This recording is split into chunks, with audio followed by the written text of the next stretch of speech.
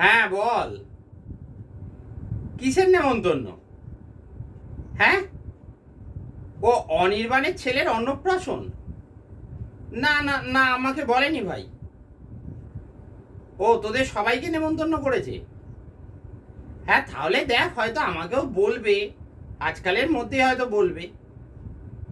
হ্যাঁ, ও কাটোয়া চলে গেছে, তাহলে আর আমাকে বলবে না? সে আর কি করা যাবে, দেখ, না বললে আমার তাতে কিছু যায় আসে না। শোন শোন, আমার খাওয়ার অত লোভ নেই, বুঝলি? কি? ও মেনুতে ডাব চিংড়ি হচ্ছে, ইলিশ পাতুরি, বাসন্তী পোলাও, আবার মটন। বাবা, এ তো এলাহি ব্যাপার রে। হ্যাঁ ঠিক আছে, তোরা যা খেয়ে আয়।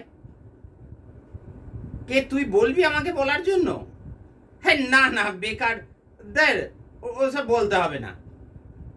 আরে ধর, আমার কি মান সম্মান নেই নাকি?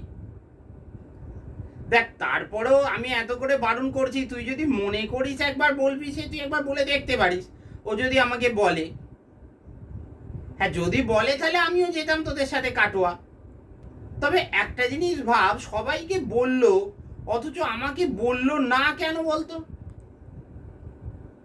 কি ওর টাকাটা? আরে সে তো আমি বলেইছিলাম মাস দুয়েকের মধ্যে দিয়ে দেবো।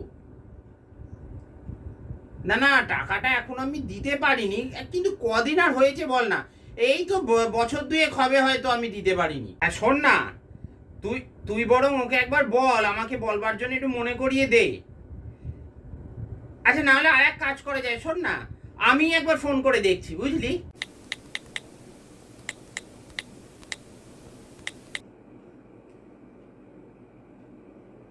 হ্যাঁ, কে? অনির্বাণ? হ্যাঁ, কেমন আছিস?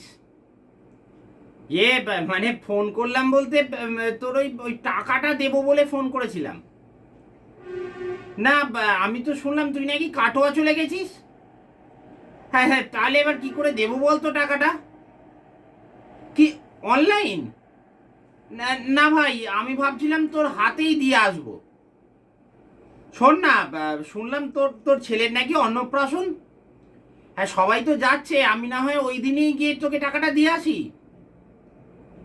কি, পুরোটা? না ভাই, পুরো 10,000 আমি এখন দিতে পারবো না। তবে তোর চিন্তা নেই, আমি কিন্তু বেশ কিছুটাই দিয়ে আসবো ভাবছি। হ্যাঁ, ওই দিন গিয়ে আমি বেশ কিছুটা টাকা তোর হাতে দিয়ে দেবো। কতটা বলতে, ধর না, দুয়েক মতো।